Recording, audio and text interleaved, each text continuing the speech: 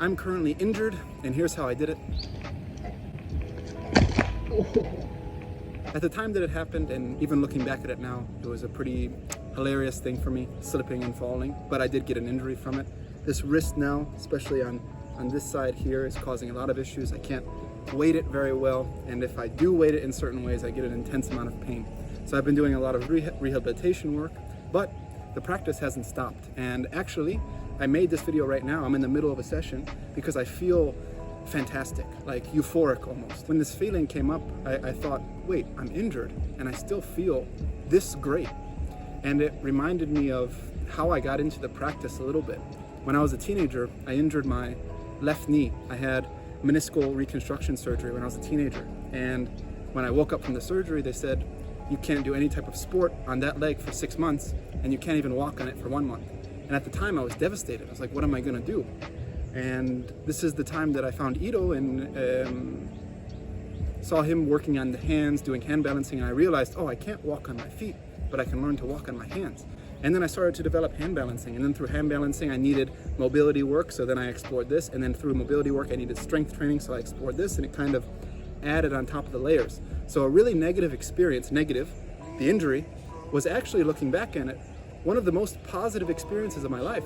It brought me to this practice of physical development, and then eventually to a development of the human being, no longer just the physical side. So I'm not trying to downplay injuries by any means. I know they affect everyone to differing amounts depending on the injury, and some are more debilitating than others. But I want to twist the side and show the positive light of it. Even though you're restricted in certain ways, the freedom in other ways starts to open up a lot.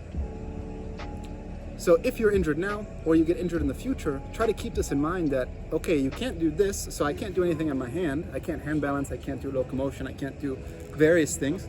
But what about the rest of my body? You know, I have all of this. So now I get this opportunity to develop this, or in certain scenarios where I have to touch the ground, can I find a way to do it pain-free, or a way where I can change it, adjust it to my body?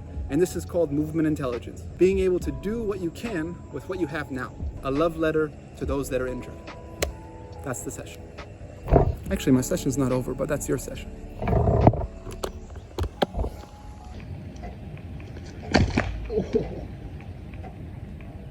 I was gonna film you, I didn't film. 你自己拍到了吗？拍到了。